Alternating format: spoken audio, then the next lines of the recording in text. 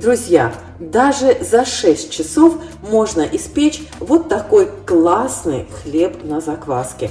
Если вы начнете с утра, то к ужину у вас будет вот такой обалденный, свежий хлеб на закваске.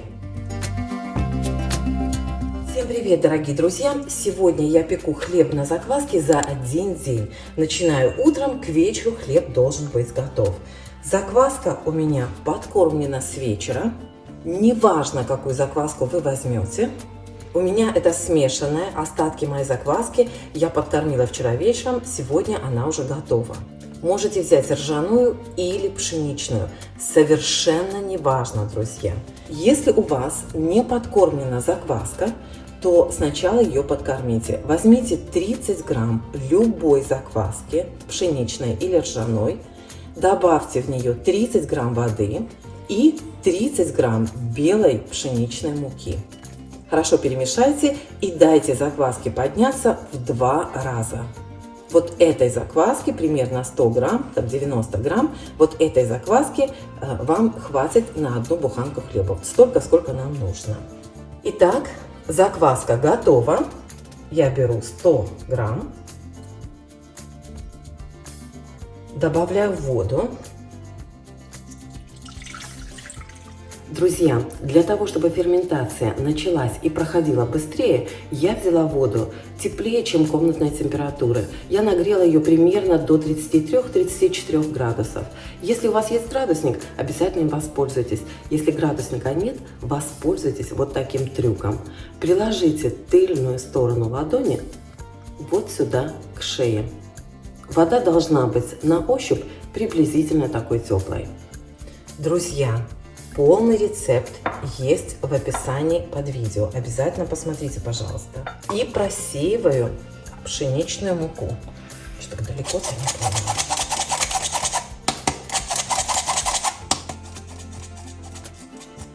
Для хлеба я использую вот такую муку. Называется она Strong White Bread Flour. Сильная белая хлебная мука. Продается она в магазине Aldi. Если вы живете в стране, где есть магазин Aldi, обратите, друзья, внимание. Пропала эта мука примерно года 2 назад, и вот только недавно появилась. Еще была коричневая мука такая же точно, только называлась Strong Brown Bread Flour, коричневая мука. Но до сих пор коричневой нет. Белая мука появилась буквально 2 месяца назад. В этой муке содержание белка 11,5%. Вот такая мука Strong White Bread Flour у нас очень часто встречается в других супермаркетах другой фирмы, и там содержание протеина часто 12%. Она там намного дороже, конечно, в других магазинах. Вот это вот самая дешевая пока, но вот, которая нам встречалась. Здесь 1,5 килограмма, стоит она 2 евро, евро 99. Отлично эта мука подходит для любого хлеба, где нужна белая пшеничная мука. Отлично подходит для подкормки закваски. И хорошо, отличный хлеб, не хорошо, а отличный хлеб получается в хлебопечке, вот из этой муки. Так что, друзья, обратите внимание, вот такой мукой я пользуюсь. Весы нам больше не нужны. Добавляю чайную ложечку соли. Для тех, кто не знает, эта ложечка у меня меньше чайной, поэтому я добавляю 2. И осталось только перемешать тесто. Вымешивать тесто не обязательно, просто нужно собрать все ингредиенты в один комок, чтобы не было сухой муки.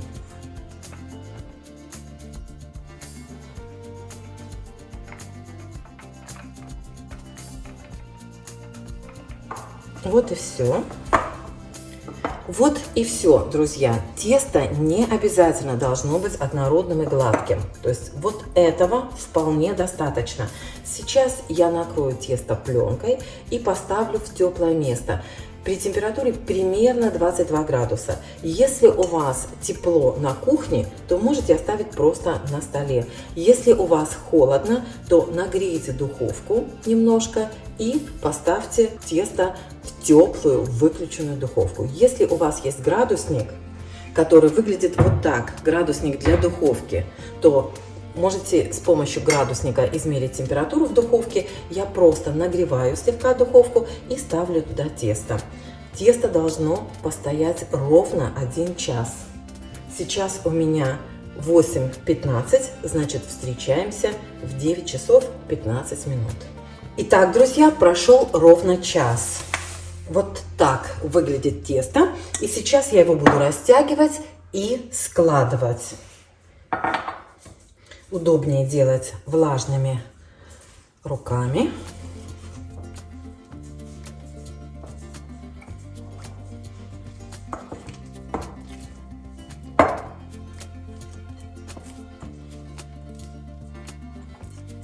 Конечно, тесто липнет еще, но ничего страшного.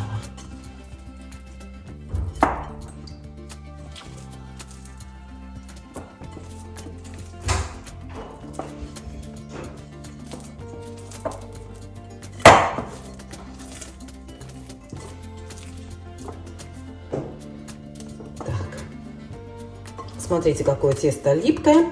Теперь накрою пленкой и оставлю тесто на 45 минут. Друзья, 45 минут просто, чтобы округлить время и было удобнее считать. Сейчас 9:15, в 10 часов вернусь. Следующая растяжка будет потом уже каждые полчаса.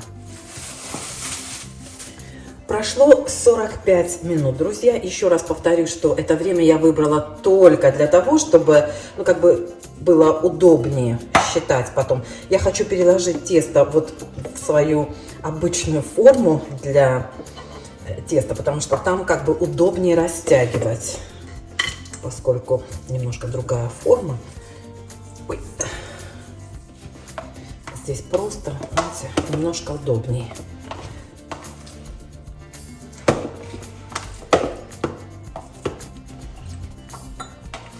Второе растягивание.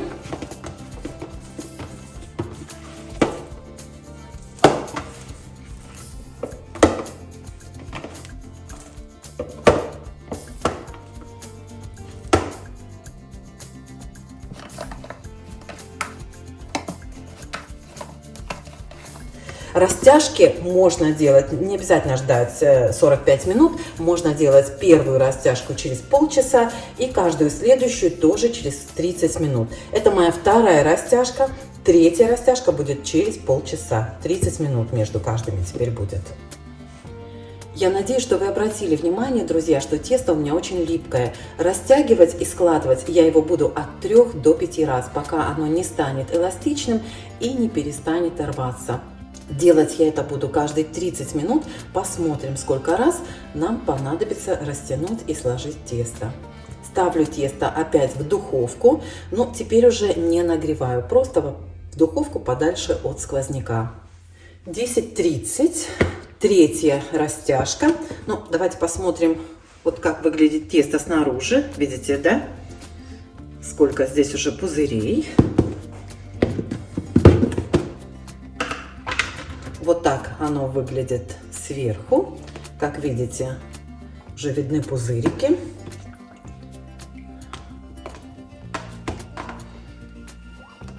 Тесто уже намного эластичнее. Смотрите, она гораздо... Такое впечатление, что здесь у меня кусочек теста. Как видите, тесто уже гораздо эластичнее. Смотрите, оно намного легче тянется, более прочное, хотя еще рвется, конечно. Я думаю, что я растяну его хотя бы еще один раз, прежде чем формировать хлеб.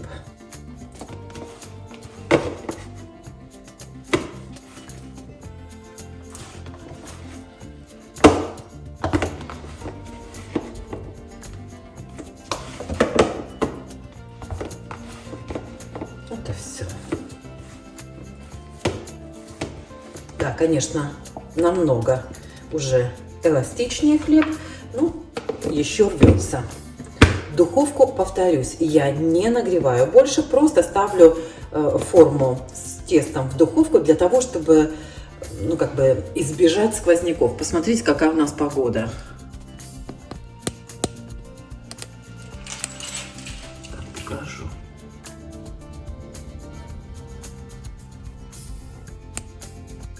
Видите, какой у нас ветер. Так, видите, какой у нас ветер, какой у нас дождь, поэтому убираю тесто подальше от сквозняка. Так, 4-я растяжка, друзья. Вот так выглядит тесто. Могу вам показать по сторонам. Давайте еще раз растянем. Как видите, оно уже практически не липнет. Ну, липнет еще, но, конечно, не так, как раньше.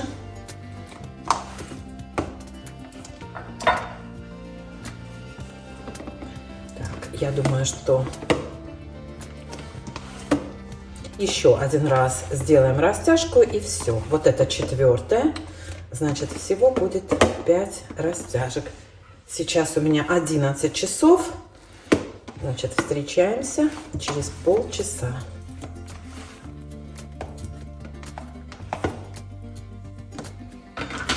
Все. 11:30, друзья, и последняя растяжка.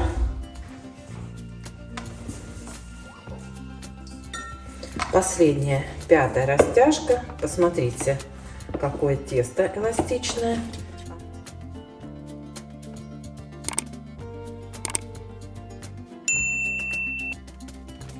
Как видите, тесто эластичное, уже не липнет к рукам, не липнет к контейнеру. Вот.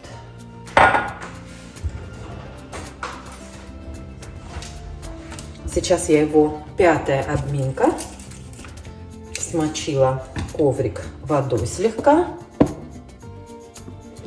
и сделаю такую преформу. Посмотрите, сколько пузырей на тесте. Так, соберем тесто в шар.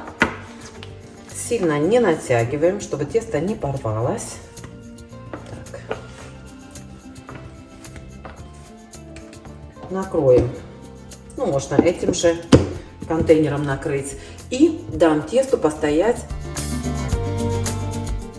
Так, встречаемся в полдень. Ну что, дорогие друзья, у меня 12 часов 5 минут, если быть совершенно точной, потому что я дожаривала блинчики на закваске. Рецепт есть на канале. Сейчас вам покажу, какие они получаются. Это прям самый горячий. Вот посмотрите, какие ажурные блинчики получаются. Нежные и мягкие. Пользуйтесь рецептом. И давайте посмотрим, что у нас с тестом. Посмотрите, какая прелесть. Вот посмотрите, какая красота. Полно пузырей. И сейчас мы будем тесто формировать. Я слегка присыплю стол или рабочую поверхность мукой. Вот буквально у меня щепотка в руке. Я ее так присыплю, чтобы легче было сформировать тесто. Растягиваю тесто в прямоугольник.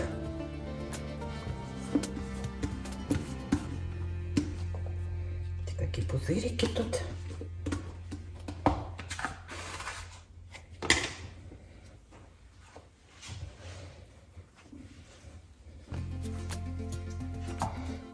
Складываю в 3 раза.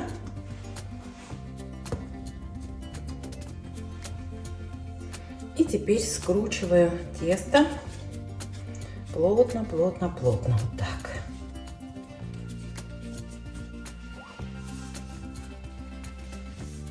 Эти все пузырики удаляем. Стараемся, чтобы вот эта верхняя поверхность не порвалась, но была такая, знаете, напряженная. Вот и все. Форма у меня присыпана рисовой мукой. Кто не помнит, напоминаю, что рисовая мука не впитывается в тесто, поэтому тесто не должно прилипнуть к нашей форме. Собираем вот так донышко.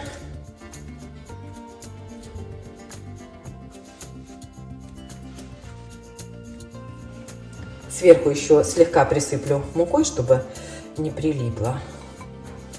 Вот, посмотрите, сколько теста получается. Накрываю тесто пленкой и дам ему подняться. Смотрите, чего мы ждем. Мы ждем, когда тесто увеличится в размере примерно в 2 раза. В теплом помещении это возможно, произойдет очень быстро. Поэтому примерно каждый час я буду тесто проверять. Сейчас у меня 12 часов, ну скажем там несколько минут. Возвращаюсь через час. Все записываю в свой знаменитый блокнотик. И давайте посмотрим, как наше тесто выглядит через час после расстойки. Ну, как видите, оно уже поднимается. Еще, если вот так нажать, то достаточно плотноватое. Мне кажется, еще полчасика оно должно постоять. Я думаю, что за это время у меня нагреется кастрюля в духовке. Сейчас я включу на 250 градусов. Я думаю, что к этому времени тесто будет готово. Ну что, дорогие друзья, 1:30. Вот так выглядит хлеб. Ну, давайте еще раз проверим, да? Смотрите, если нажать на хлеб, то вот эта ямка быстро выправляется, видите? Смотрите. Вот, я думаю, что хлеб совершенно готов к выпечке. Ну и давайте с Богом приступим.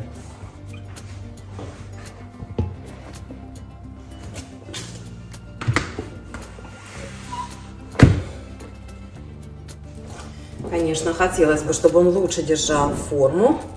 Надрезаем его. Вы знаете, даже возможно, что он перестоял. Обычно, когда вот так тянется тесто, то оно считается, что перебродило. Ну, посмотрим. Слегка сбрызну водой. И ставлю хлеб в духовку на 20 минут при 250 градусах. Извините, друзья, не 20, 25 минут при 250 градусах. Потом сниму крышку. Пока хлеб печется, девчонки, похвастаюсь. Купила вот такой набор. Давно хотела вот такой овальный банетон.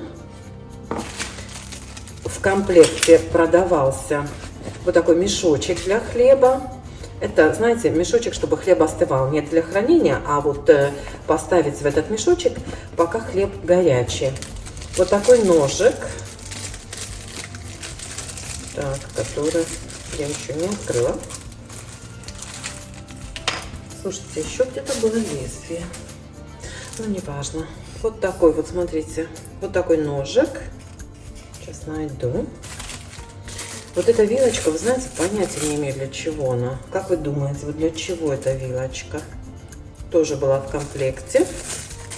И вот такая вот щеточка для смахивания муки. Так, еще есть где-то запасное лезвие, которое я не знаю, куда положила. Куда-то положила. Лезвие, девочки, нашла. Вот такое лезвие, еще одно запасное к нему. У меня, кстати, девочки, есть уже один мешочек, вот такой-то сын купил комплект из 2, один себе, один мне. Очень удобно, когда хлеб только испекла, кладу в мешочек, закрывается он тоже вот так удобно, и ничего не конденсируется, пар, ничего, ставлю на решетку, и хлеб спокойно остывает. Вот.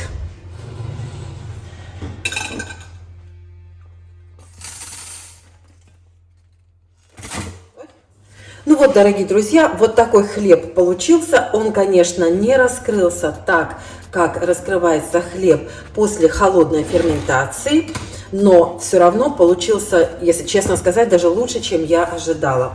Вы все прекрасно знаете, что теплая и холодная ферментация отличаются друг от друга. При холодной ферментации, когда мы ставим тесто в холодильник, ферменты в тесте работают медленно и долго, и разрушают практически весь крахмал до простых углеводов.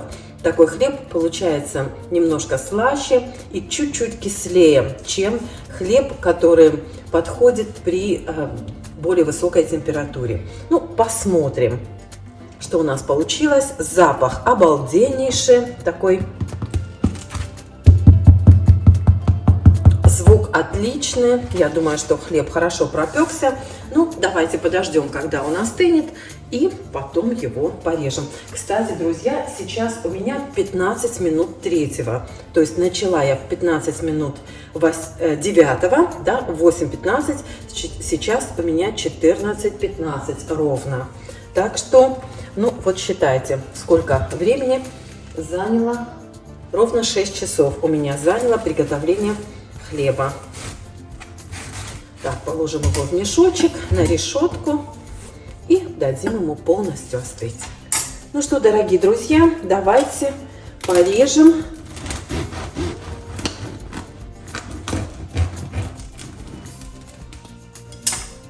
И посмотрим, какой у нас получился хлеб внутри. А получился он вот такой.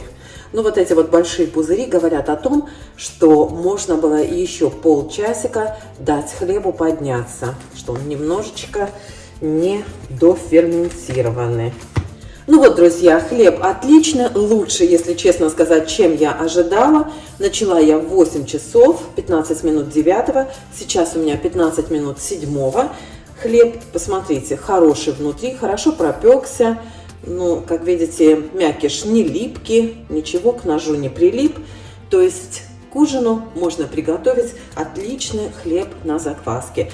Он у меня поднимался 1,5 часа. Я думаю, что можно было еще полчасика дать ему подняться. И вот тогда не было бы таких вот больших пузырей. Ну, ничего страшного. Будем иметь в виду. Всем пока!